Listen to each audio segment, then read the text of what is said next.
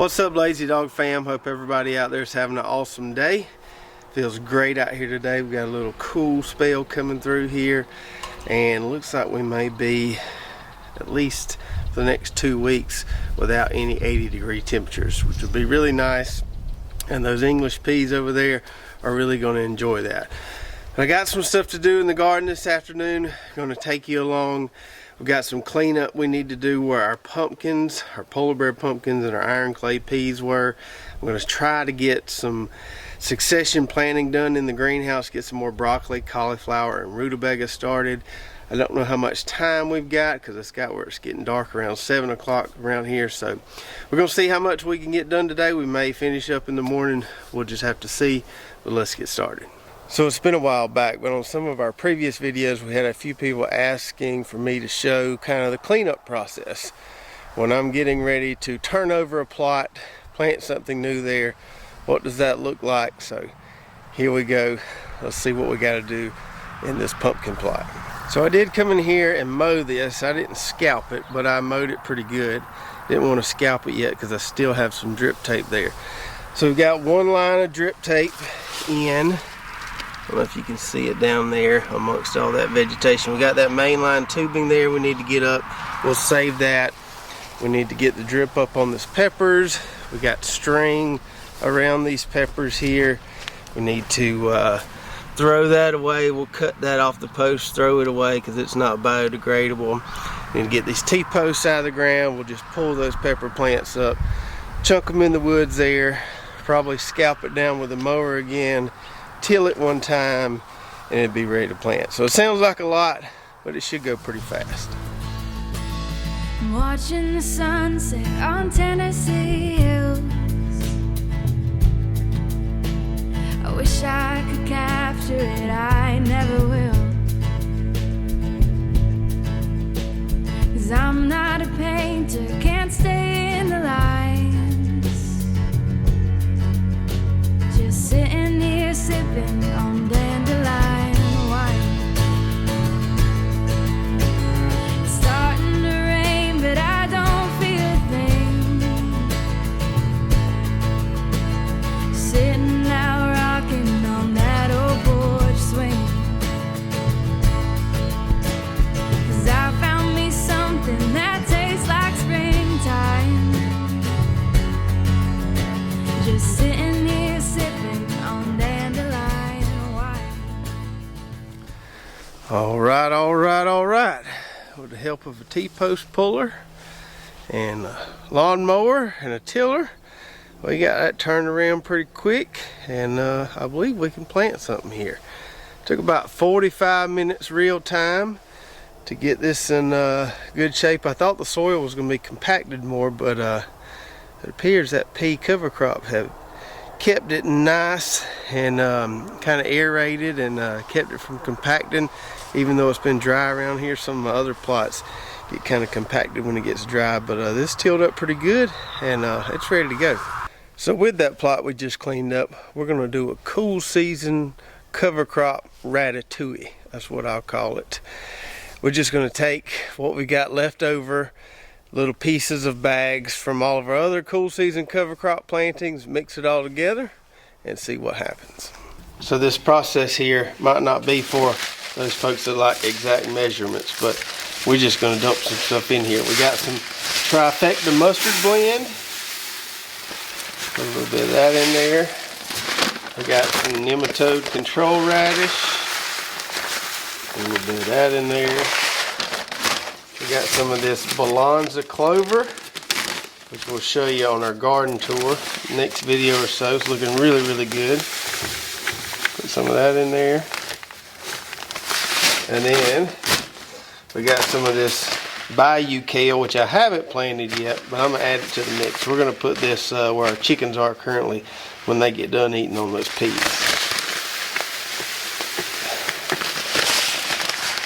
So that should be a plenty there. See? Get that mixed up there, and be a nice little cocktail. We'll see what happens. You can make plans, but they'll change on a dime. So pour me one more glass of dandelion. So the reason I wanted to get that done today, above anything else, I wanted to make sure I got that done this afternoon, is because we're finally getting some rain tomorrow night, I think, and into the next day. It's been a while since we've had a good rain, and that'll keep me from having to run the tripod sprinkler so much on this. Now, even though we are getting some rain, I'm going to put the tripod on it just for a little bit tonight. Most of those things in there germinate really fast. I'm talking 1 to 2 days on some of that stuff, especially the mustard. And I don't know how hard a rain we're going to get. I don't want it to wash away my seeds. So I'm going to water it a little bit so those seeds can kind of get seeded down in that soil a little bit. They'll be less likely to wash away if we do get a hard rain. And we're running out of daylight this afternoon, so it looks like we're going to have to finish up in the morning as far as what we need to do in the greenhouse, some succession planting, getting some more stuff going in there. So I'm going to go inside, get cleaned up, get ready to cheer on my Braves, and I'll see you guys in the morning. All right, we're back the following morning. Braves pulled it through last night. We got some work to do in the greenhouse here, get some more stuff started so we can do a little succession planting throughout the winter. So if you've been following along with our fall planting and all our stuff in the greenhouse here, you know that our first round of broccoli and cauliflower transplants didn't fare so well. They looked pretty good initially. We got good germination and everything, but something got them in the greenhouse. Whether it was some type of insect, some people suggested it was likely damping off. It very well could have been. Either way, we didn't get that many transplants in the ground in our first planting just because we didn't have that many great looking transplants. So we're going to get another round of that started today, and we can do some succession planting down here with that kind of stuff. I'm trying to think of all the things that we're putting in the ground this fall to kind of grow through the winter. Most of it, as cold as it gets down here, which is not very cold, we might get, 4 to 6 frosts per year. We don't have to worry about most of the stuff. We don't have to worry about the cabbage, don't have to worry about the carrots, lettuce. Most of the stuff we don't have to worry about covering or anything. The two things that we do have to worry about would be the broccoli and the cauliflower if they have heads on them. So usually the frosts around here don't really bother the plants. But if you've got broccoli heads or you got cauliflower heads and you get a frost, it can damage those heads. Now there are a few things you can do to kind of mitigate that.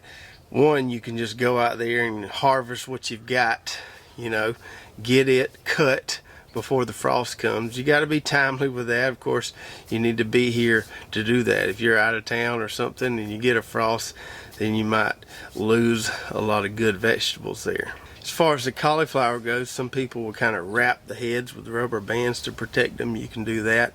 But I think we're going to play around with some row cover this year. I was looking online at some of the Agribon frost protection row cover, and it's not that pricey, and I think I'm going to get a roll of it and play around with that and use it on my broccoli and cauliflower. That way we can succession plant it, grow it throughout the winter.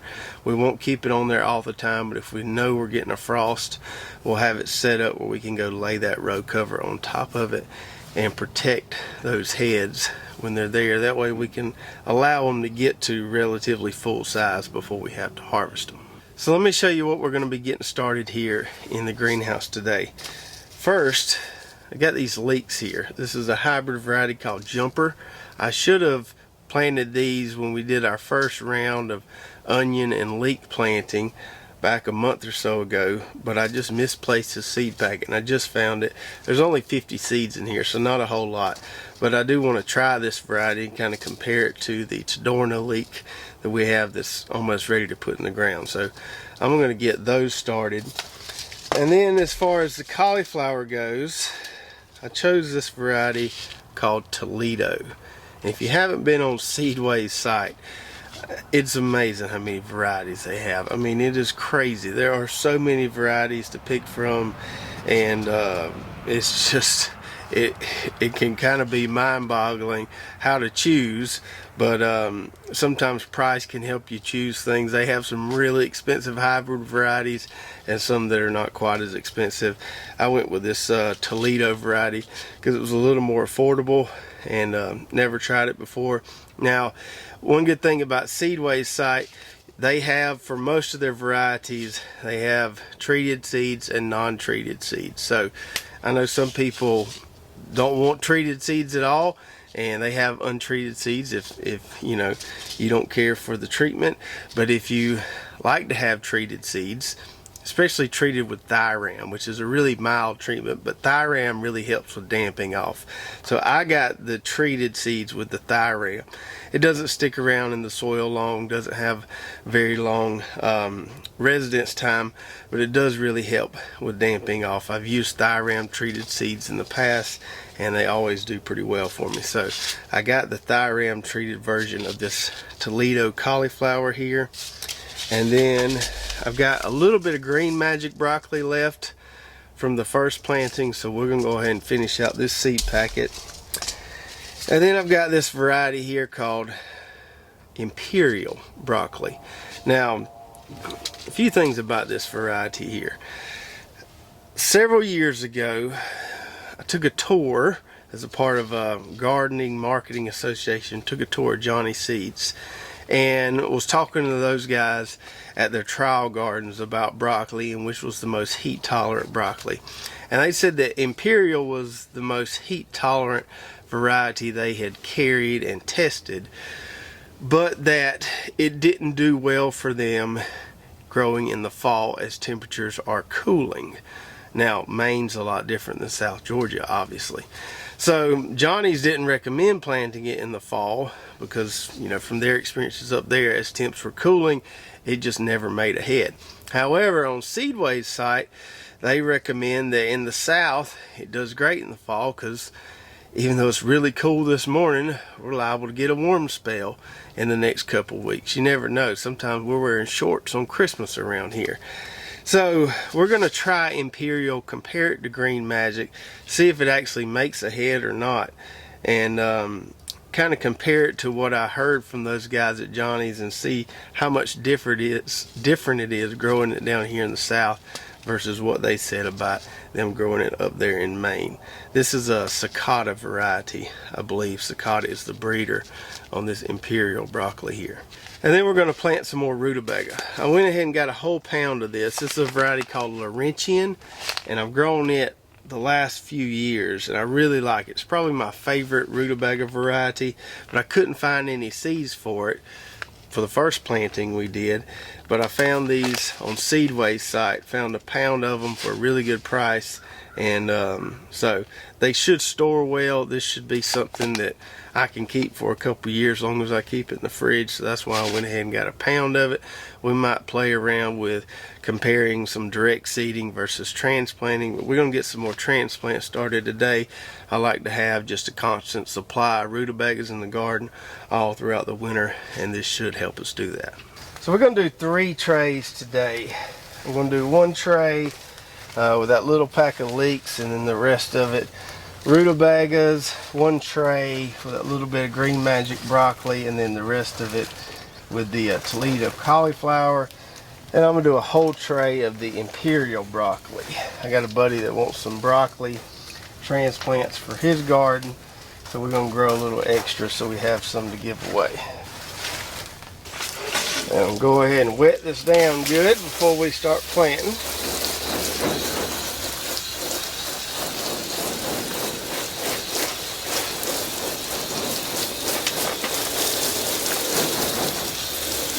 I'll poke some holes in here for our seeds to sit in. Just make some little indentions there. We'll do our leeks first. We've only got 50 of these, so we'll be careful with them. Just put 1 seed per cell. We'll see what kind of germination we get. I don't always get the best germination on leeks, but maybe this hybrid variety will be a little better. We got enough of the Tadorna to do a row.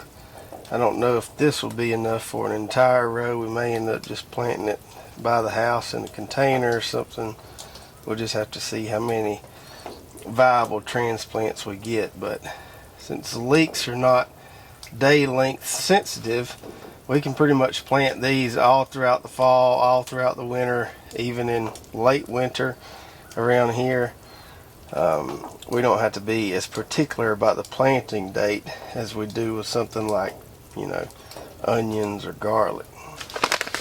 And then we'll go rutabagas on the rest of the tray. And I've got plenty of rutabaga seed here. Plenty to go around, plenty to last probably a couple years. I've often wondered about, could you plant rutabaga as a cover crop? I know people plant cover crops of like purple top turnips and stuff, but why couldn't you plant a cover crop of rutabagas? We might need to try that one year. I think it might work. Since we got plenty of these seeds here, we're not going to be super particular about just getting one seed per cell. If we drop more than one, it'll be alright. We'll thin them out later. That way we make sure we got a nice full tray here. Alright. Down goes the rutabagas.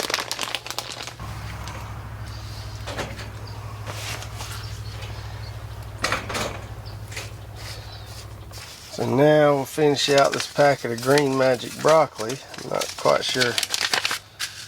Oh, I don't have hardly any seeds at all. There's probably 20 or so there. But we'll go ahead and use those. This is a good standby broccoli variety, kind of a all-season broccoli variety. Tends to perform well whether you plant it in the fall, in the winter, in the spring. Just a solid variety. And then we'll finish out this tray with our Toledo cauliflower here. I got 250 seeds of it.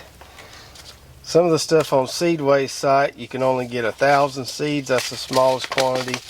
Some of the stuff you can get 250. It just depends on the variety. But if you like buying bulk seeds, they've got some really good prices, and like I said earlier, a ton of selection there.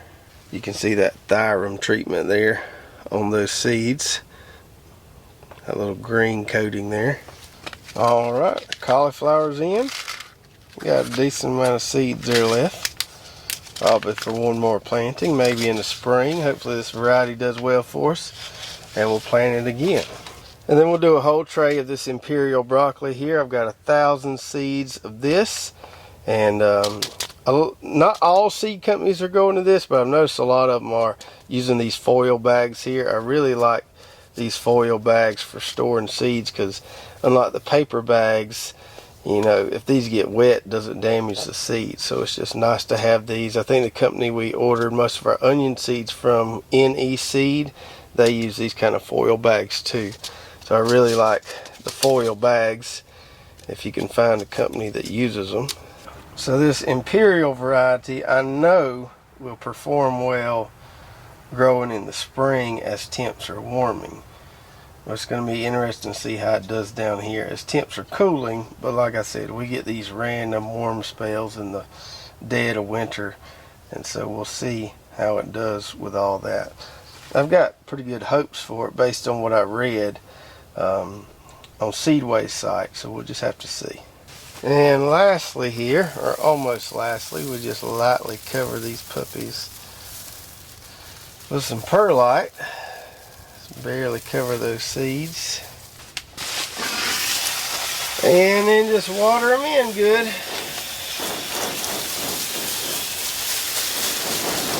Alright, so good to get those in, and as I mentioned earlier, we can usually do 3 rounds of broccoli and cauliflower here. So a round in kind of early fall, a round late fall, early winter, and then another round in the spring. You could probably squeeze more in there if you wanted to, but that's kind of usually our schedule. And we'll just get some of that row cover or the Agribon frost protection fabric there, so we can protect it. We do get a really hard frost coming while we've got heads on those guys. These transplants should do a lot better than the first round. If it was insect pressure that got the first round, now that we got some cool weather, that should be reduced. If it was damping off, which I'm kind of leaning towards maybe it was that, then we've got the thyrum on those seeds. That should take care of that. Now before we go, I've got one tray over here of some dill, fennel, cilantro, and some celery that's taking forever. And I've kind of forgot about planting it in the garden, and I got a little sliver on the end of one of the plots I saved. So let's go ahead and get that in the ground. Here's the tray I was talking about. So we got a decent amount of dill plants there. It's just a few cilantro plants. Didn't get the best germination on it, but it doesn't take a whole lot of cilantro plants to give you a nice bunch of cilantro. And then we've got this fennel over here, which looks pretty good. Our celery back here is starting to look okay, but I think it's still a little ways from transplanting. But we'll at least get this fennel, cilantro, and dill in the ground. So I saved this little spot here on the end of where our cabbage is. Already made me a little furrow with the wheel hoe there, and we're just going to put all this stuff here in this one row. So we'll start off with the cilantro, and I may have to fish these out of here. I don't know, we'll have to see. Oh, there we go. A decent little root ball on that. I think this variety is called Slow Bolt. And we'll plant it now, and hopefully it'll grow well into the spring for us. Love cilantro. I understand that some people hate it. It's kind of a love-hate thing. You either like it or you don't like it. But we really like it. And all this stuff in this row, the cilantro, the dill, and the fennel, can take some cold weather. So we won't have to be worried about it over the winter. And then following the cilantro, if I can get them out of the tray here, I may have to fish these out. We'll go with the dill here. And obviously we don't have any pickles growing this time of year, but I do like using dill, making fermented carrots. Makes it really, really good. So we'll get some good use out of this dill throughout the winter, and it'll still be here come spring. We'll see how long it lasts till it bolts. We'll let it go to seed and get some dill seeds off of it. I like to save those. I just like to walk by and smell it sometimes. Love the way this stuff smells. And then we'll finish out the row with the fennel here. And that's pulling out of the trays okay there. I've never grown fennel before. Some people, I understand, don't really care to eat it, but they grow it for the butterflies. Some people say you grow it for the seeds. Seeds make a nice little seasoning, so we'll just have to see. May try eating some of the bulbs. Probably going to leave a good bit of it here for the butterflies. Hopefully we can attract some of those, and also harvest some seeds as well. All right. Got our winter herb row complete there. And if you grow in plots like I do, it's always a good idea to leave a little extra space on the end in the fall and winter garden, because you might forget about something you wanted to plant, and it's a lot easier to just stick something on the end than just sticking it in the middle. So that's why I always give myself a little extra room in case I want to squeeze something in, like this fennel and cilantro and dill here.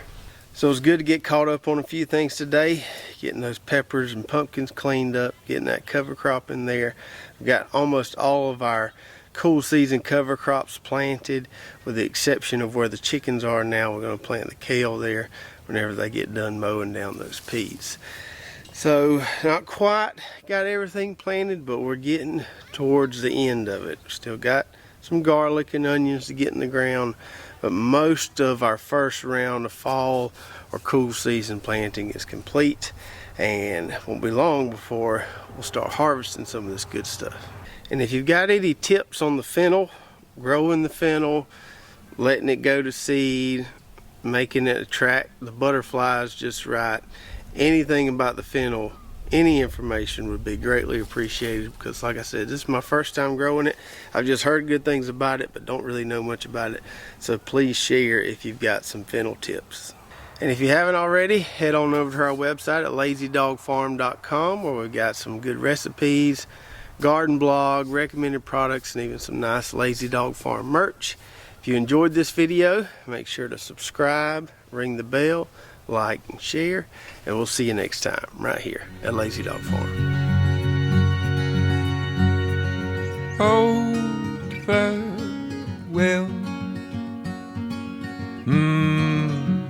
by the beauty of your life.